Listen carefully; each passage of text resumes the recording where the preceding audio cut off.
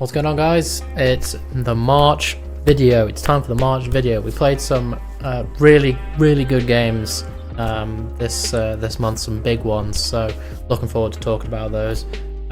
If you're not familiar with what's going on, check out the previous videos, including the first one most notably. Short version is I'm playing as many games as I can this year with the help of the Steam Deck OLED. Making a video each month talking about the process, and at the end of the year I'm going to make a big one talking about the whole thing and some of my favourite games from the year. So yep, stay tuned to see the games I played, and subscribe to the channel if you want to see more of them. Leave a like on the video if you like it as well, would much appreciate it. So without any more babbling on, let's get started.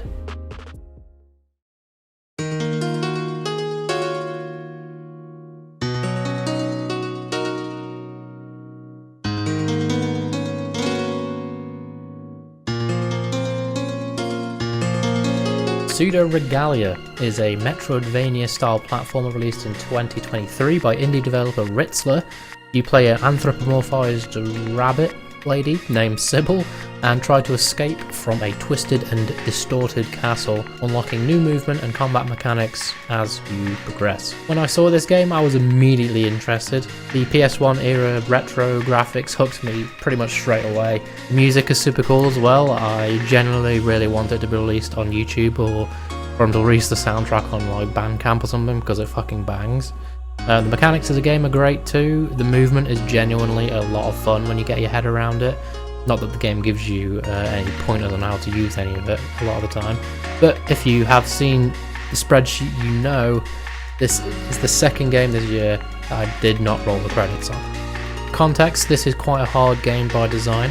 Metroidvanias are famous for being a challenging genre, and this game was designed to be a homage to those classics, the difficult games. For me though, I haven't really played any Metroid or Castlevania games. Hell, I've not even played a Souls-like game, so and they're heavily inspired by Metroidvanias, so I didn't really know what to expect going in. The game is really light on tutorial. Maps are hard to come by, all of which is standard for the genre, I think. The main issue for me is I found the world annoying to search through, and the game's world design doesn't really guide you to anything in that nice subconscious way that a lot of games do. Not that I like the game design of like putting yellow or white paint on things to like direct attention, but you know, through level design and all this kind of stuff, you can sort of direct people's attention to things, and I found that this game didn't really do that. Some of the things were unnecessarily obscured or difficult to spot in a way that just kind of felt like the dev was just doing it for the sake of annoying me. I can't tell you how many times I went through areas and only noticed an important detail, or you know, an important detail that I needed to progress on the third or fourth time I scoured the place. I kind of felt a little directionless as well, not really knowing what was important for me to be doing other than aimlessly walking around looking for things that looked important, and I just got frustrated after a while. Eventually, once you have all the upgrades for your movement, you find out what your goal is, collecting 5 keys to unlock a big door at the top of a tower, but I put 4 hours into this game and I only found that right at the end of my playtime. And it's a game that howlongtobeat.com says takes an average of 5 to 6 hours to beat, and I felt way off for being able to finish having only found 1 key in the 4 hours I played. Although to be fair, like an hour to an hour and a half of that time that I was playing, I just didn't feel like I was making any progress anyway, because I was just running around the map, not sure where to go and what to do. All that being said, I don't think this is a bad game, I just don't think it's for me. The reason I gave it 4 hours instead of putting it down as soon as I got frustrated, because I actually got frustrated with this like 2 hours in, and just carried on trying to play, because I could tell that if I could just manage to find it, there was something about this game that would click for me. But for right now, I've just found that I was arbitrarily forcing myself past multiple not fun hurdles, find the next thing that would maybe spark a bit of fun. At the end of the day, difficulty is a hard thing in game design. In a genre where the difficulty is higher than your average game, how do you make it so that the difficulty is fun and not annoying? This game was made by one person, so you really have to take that, give it a bit of slack. You know, this is one guy that's made overall a pretty great game actually. It just wasn't for me. Oddly enough, I think I would still recommend this if you're looking for a hard game to play. It's pretty cheap at the end of the day. It's $4.99 on Steam, frequently being on sale. In fact, when I'm writing this, which is during the spring sale, it's £3.74. So you're really not losing out on much, and honestly, I'm glad I played it because the graphics and the soundtrack is charming and nostalgic and genuinely very, very good. So yeah, if you've got like £4 to spare, maybe give it a go. I think you'll be happy if you're a millennial kid that used to play on PS1s or Dreamcasts and stuff like that. It was a fun experience for how short it was, but yeah, I just couldn't bring myself to finish it. So yeah, give it a go, maybe.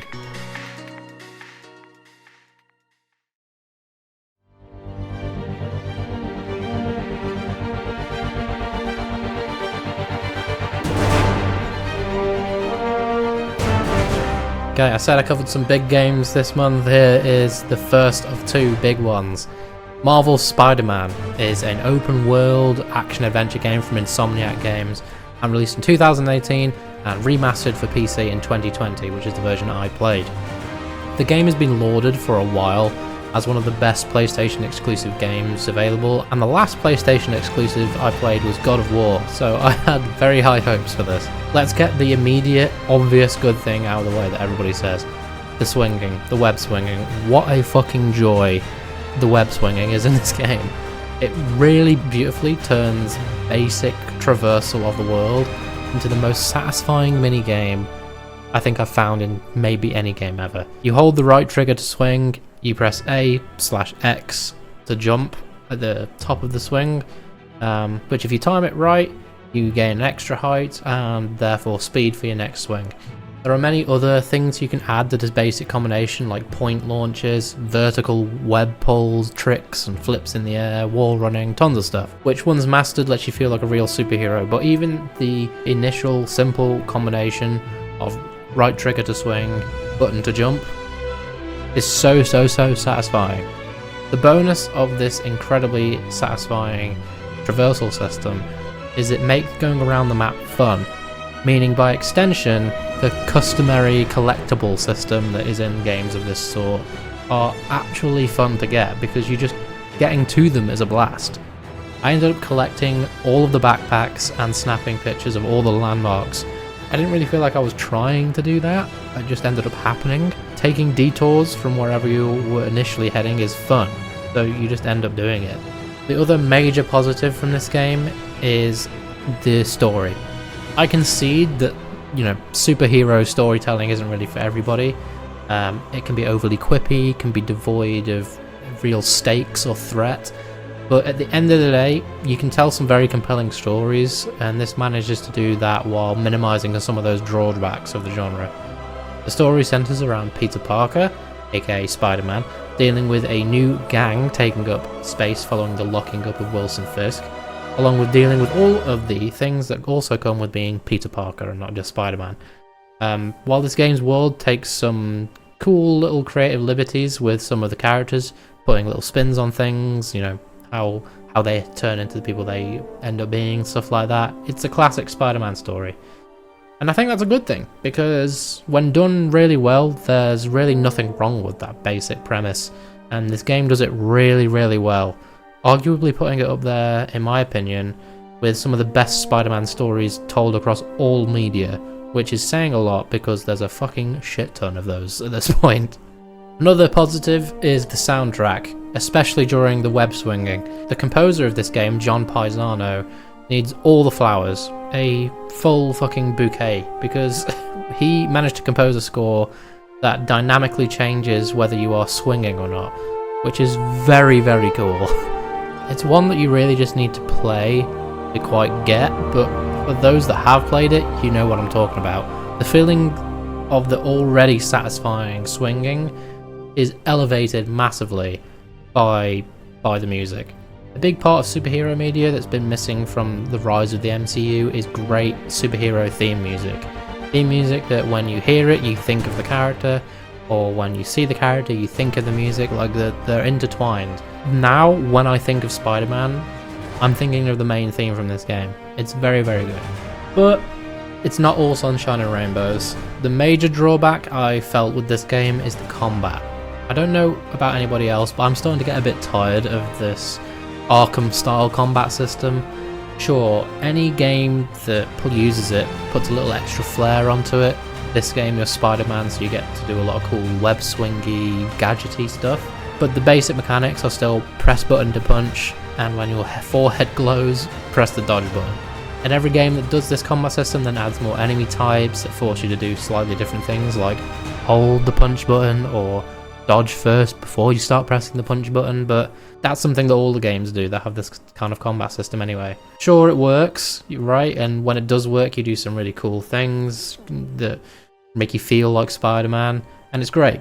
But just like all the other games that use this kind of combat system, including the Arkham games, which I do like, it can often not work very well, including but not limited to camera issues leading to deaths that feel unfair, mechanics not quite triggering or working the way you expect them to, attacks not targeting the enemies that you want to in a way that you think they should, again leading to deaths that feel unfair and ultimately unsatisfying.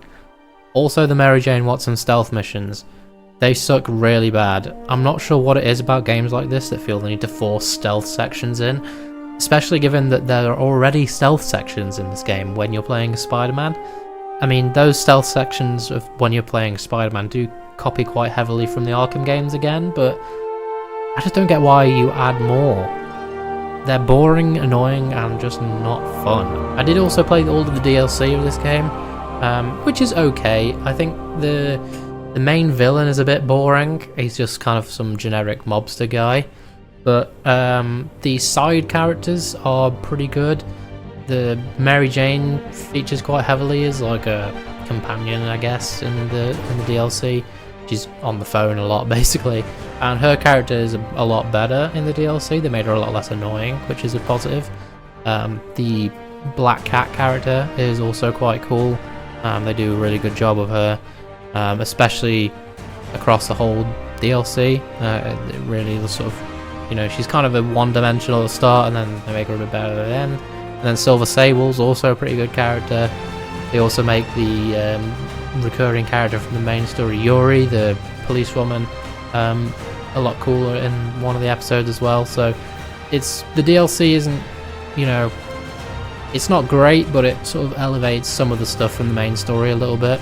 It's also worth mentioning about the Steam Deck experience of this game. It's okay.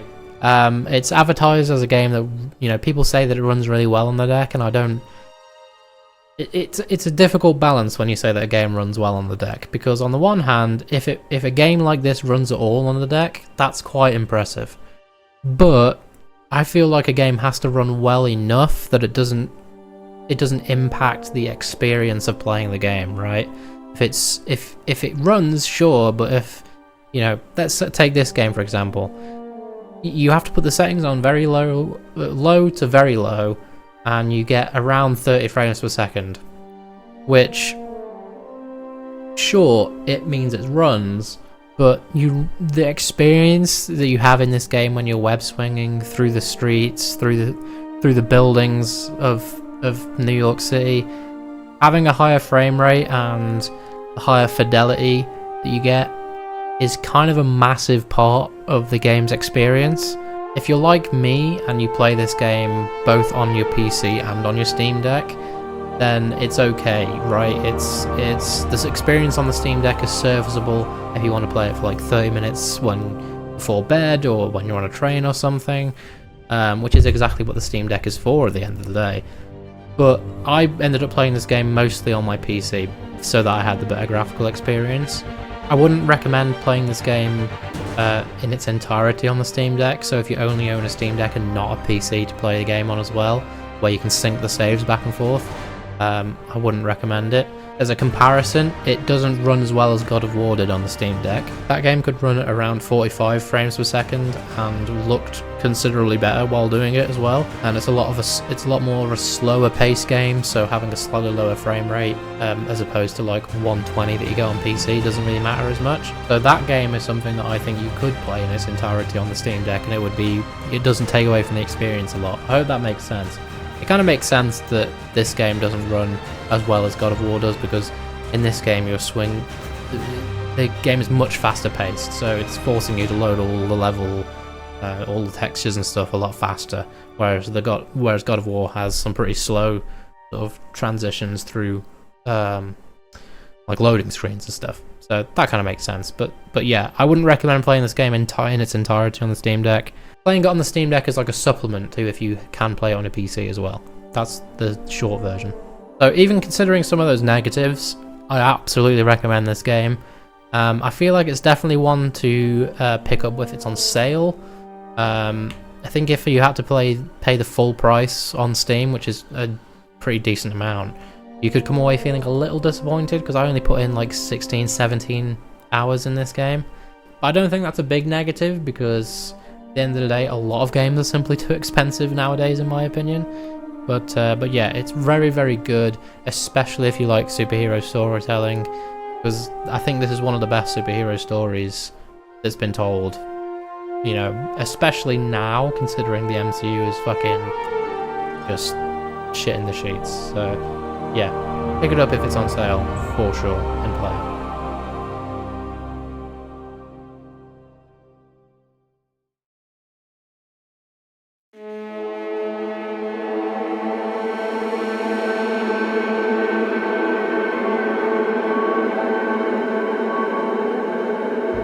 Oh, this one's a doozy. Cyberpunk 2077 is an action RPG by CD Projekt Red, released in 2020. When this game was announced and the trailers came out for it, I was so excited.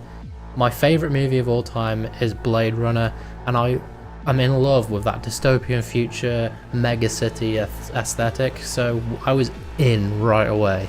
But like many other people, when I tried the game on release and found numerous bugs, performance issues, and crashes when I tried to play, I was incredibly disappointed. So I decided to wait until they fixed the game, wait until I had a better PC to bump the graphics up more to what I felt like the game deserved, and play it then. And as of the second half of last year, with the release of version 2.0 and the big Phantom Liberty DLC, CD Projekt Red has been lauded for having fixed this game, and it's in a great state, and I have a much better PC now, so it's time. I said last month before my God of War review that I would come across games that I felt really underqualified to review. Like, the sheer density of information to talk about is too much for my review skills to condense into a concise and clear review. This is another one of those games, but I'm gonna give it a go. Story focuses on the main character, V. There are a couple of different starting backstories to go with, but no matter what path you choose, you end up with an experimental biochip in your skull, which you later find out has the consciousness of Johnny Silverhand, a rock star slash anti-capitalist slash terrorist that is brought to life incredibly with the acting and likeness of Keanu Reeves. Turns out, him being inside your head is killing you, and you need to find a way to get him out. Along the way, you end up having dealings with many hyper-capitalist mega corporations, nomadic tribes of wandering Mad Max style, petrol heads in the desert, loads of other people, like just tons of stuff. There is a lot of good stuff in this game.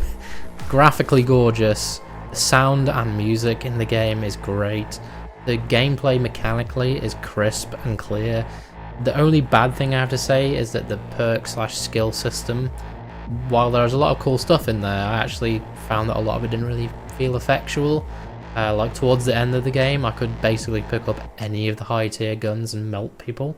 Didn't really matter what perks I had. Though on the flip side, the actual attributes you have to put points into are very cool, and they actually change how you play and how you interact with the world, revealing new dialogue options and stuff like that. Speaking of the world, this is the biggest positive I have with this game. I did not want to leave Night City for 1 second. So for context, I played for about 20 hours when I completed the game for the first time, which is a low play time to end the game. That's because I didn't really realise I was entering the end game at the time, and I had not completed any of the other side content and the other storylines and stuff in the game that unlocked more end game options, of which there are around 6 different end games actually. That ending that I did first at 20 hours, where you don't have any other choices, it feels a little empty, a little bit sad and bittersweet, and I felt empty too, and I think that was the point. I felt like there was more that Night City had to offer me, that there was more to do, and so I jumped back in, which I don't think I necessarily would have done with many other games. From the world design, the NPCs on the streets, the incredibly well thought out characters that you interact with, the environment design, the atmospheric audio and weather systems. I genuinely spent time in this game just walking around Night City, looking at it. It felt like its own character in this game, that Night City itself was speaking to me on some level. It's truly a feat in game world design that they pulled off a city that feels so alive, and I didn't want to leave it. So I played for another 18 hours. Finished every storyline I could, and then went and completed all the endgame paths one by one that I could, and got all the endings and enjoyed every fucking minute of it. The game manages to pull emotions out of you that you really do not expect, which I think is a credit to both the voice acting on display and also the writing. There are some genuinely complex characters here, all of them racked with the same dilemma. Night City is bad for me, but something keeps them here. I feel the same way. Night City isn't bad for me, but I do feel that weird melancholy that you get when you finish a TV show you've been watching for years, or after watching the conclusion to a film series that you've been watching, where you just think, damn, there was this thing that I got emotionally invested in and now it's over. What do I do? I feel that with this game. It's over. I've completed the game, so why do I feel the need to go back? There was one ending that I could not do because of a choice I made pretty early on. I have an excuse to create a new character and jump back in, but I do need to play other games for this series, and another playthrough would take a pretty good chunk of time, at least the rest of March, but at some point I'll be back. Night City has weaseled its way into me, and I think until I come back to it I'll feel it tugging at me constantly. This is an incredible game. Because of the ordeal that happened when the game came out, I didn't really expect that I would love this game as much. I thought that it would sort of taint my experience somewhat, knowing that I had to wait this long to play it, but it really didn't. And it's an incredible piece of storytelling, this Cyberpunk. It's something that, like God of War, it's something I wish there was some way for people who don't play games to experience this, because it's something. It truly is something. Go play it. If you're not convinced by this review, I don't know what can convince you. It's on sale frequently now. The DLC is also incredible, by the way. I only brushed over the fact that Phantom Liberty was a DLC, but it's fucking excellent. Yeah, it's another one of those games that just feels like every single fucking inch of it was meticulously looked after and designed and created by people that really gave a shit. And yeah, I can't recommend it enough, basically. Pick it up. It's gonna be on sale at some point. Buy it and spend 40 hours in Night City like I did, and you'll end up still wanting to fucking go back for more. Yeah. Cyberpunk's great.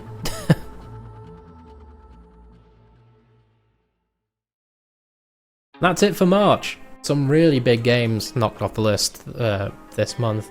You know, Cyberpunk was, I think, the first game that was like 30 hours plus. I think it is the first game that was 30 hours plus that I knocked off the old spreadsheet. It's set a very high bar, let's put it that way. But it feels good to get something with that massive of a playtime off the list and having that gone. It's great, and obviously Spider-Man is fantastic as well. And even though it was only 4 hours and I didn't really like it too much, Pseudo Regalia was also fantastic to play because graphically fantastic, great fun just to look at for 4 hours. Also, another little note for the outro: the order I played the games in this month was Pseudo Regalia and Cyberpunk kind of at the same time, and then Spider-Man. I realised after recording all of this and looking at my scripts that I wrote for the reviews and stuff that I talked about Cyberpunk a lot less than I did Spider-Man, and that's only because I felt like there was so much about Cyberpunk that I couldn't talk about because I didn't want to give any of it away. Whereas, because objectively, you could argue that Cyberpunk is a little bit more mechanically not simple, but like obvious. Like it's a first person shooter, everybody knows about what that's like. The combat is good, and it's mostly the world and the story that it's telling, whereas Spider-Man had a lot of like different kinds of missions you could do. There was the web swinging stuff, you know, that kind of thing, and everybody knows what a Spider-Man story is, so I could kind of talk about that a little bit more freely, I guess, but whatever. Cyberpunk was better than Spider-Man in my, you know, my mental rankings, even though I talked about it less on the script. So yeah, I'm starting to feel like the games that I'm playing, I'm like picking ones that are too good, you know, like I'm front loading the year with all these fucking incredible games. You know, Hades, God of War, Black Mesa, Cyberpunk, Spider-Man, like there's all these fucking incredible games that I've played, and I'm starting to feel like maybe I don't know, like in a couple months I'm going to realise I've played all the good games or something, but I think that's probably an irrational fear if I'm being honest with myself, but oh well. Like I said earlier in the intro, if you're enjoying these videos, please leave a like, really appreciate it. I've got a new webcam as well, you may have noticed. Maybe you didn't, maybe you did, I don't know, but I've got a new webcam. Colours look great on the background, it's fantastic. Gonna be making some other videos on the channel. If you're not aware, I've started a new job. I'm working from home full time now, which means lots more time to make videos. Life is good, and I hope your life is good as well. I hope you enjoyed the video, and I hope you enjoy the next one I put out as well. Peace out, everybody.